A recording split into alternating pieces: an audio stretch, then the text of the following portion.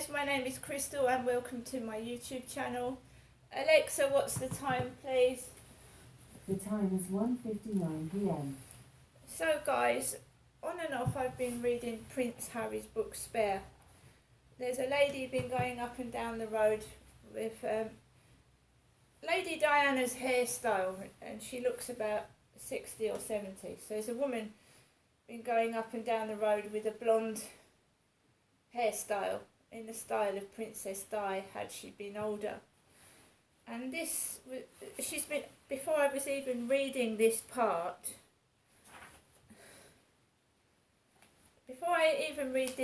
this woman was going up and down the road before I read this out. So this is page 66 of Prince Harry's book Spare, 31.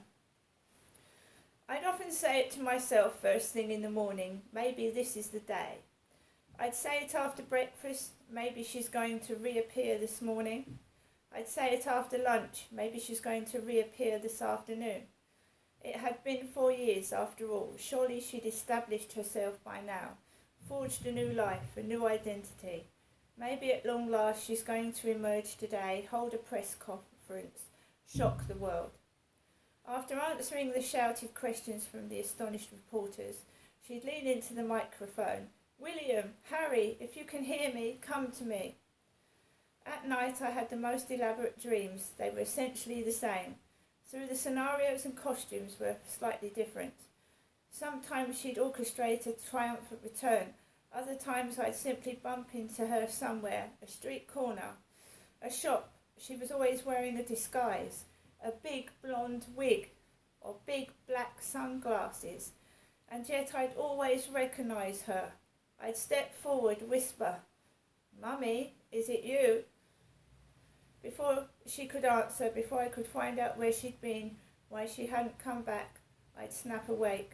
I'd look around the room feeling the crushing disappointment, only a dream again.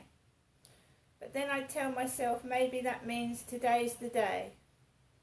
I was like those religious fanatics who believe the world will end on such and such a date, and when the date passes uneventfully, their faith remains undaunted. I must have misread the signs or the calendar. I suppose I knew the truth deep in my heart. The illusion of Mummy, hiding, preparing to return, was never so real that it could blot out reality entirely, but it blotted out enough that I was able to postpone the bulk of my grief. I still hadn't mourned, still hadn't cried, except that one time at her grave, still hadn't processed the bare facts. Part of my brain knew, but part of it was wholly insulated, and the division between those two parts kept the parliament of my consciousness divided, polarised, gridlocked, just as I wanted it. Sometimes I'd have a stern talk with myself. Everyone else seems to believe that Mummy is dead, full stop. So maybe you should get on board. But then I'd think, I'll believe it when I have proof. With solid proof, I thought I could probably mourn and cry and move on. So there's Prince Harry, which he refers to a lot about Princess Diana, his mum, having disappeared, not being dead. So again, you've got a page dedicated to his mother, saying that he thinks that she has disappeared and she isn't dead. So I was reading that, and I've been reading this book on and off for a few days now, and I've had another message from my mother, Jennifer.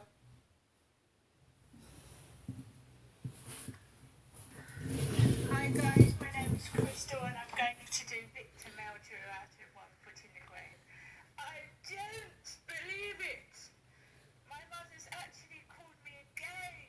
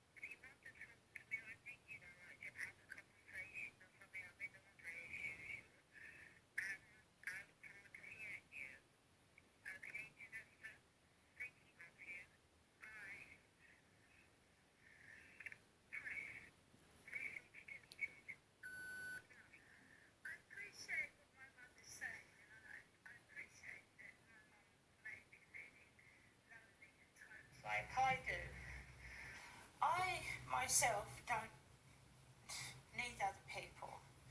I've got myself, and I've got my dog, and I've got my own mind, and I can do things myself. Yes, I need to talk to some people all the time, but not every single day, not every half an hour. I can cope. It does get annoying, and it does get isolated by yourself, and I can appreciate the fact that she does get lonely, but she has a lady going there twice a day. I don't have anyone coming here to me. Okay, and when I want company, I maybe go to the library or I go into the local shop, because even if someone doesn't speak to you, there's people around. Putting the TV on helps you, or the radio. My granddad, and when my father-in-law lost his wife, he would put the telly or the radio, the radio's comfort.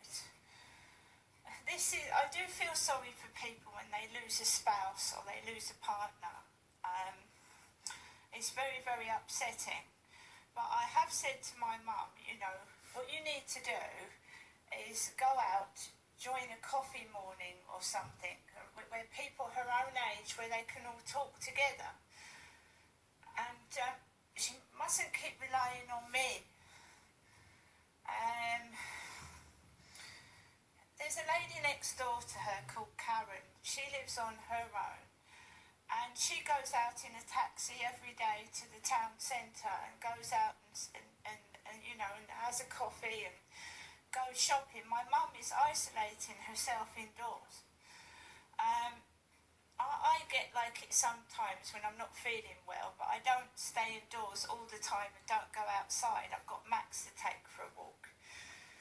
I know she doesn't want a pet, because she's told me that often enough, so I'm not going to buy her a pet. But when you've tried to help and somebody won't listen, it's not healthy. Keep relying on somebody. Okay? I feel sorry for her, and I don't hold grudges, because sometimes when I was a child I felt that I was abandoned in some circumstances. It's a very difficult situation.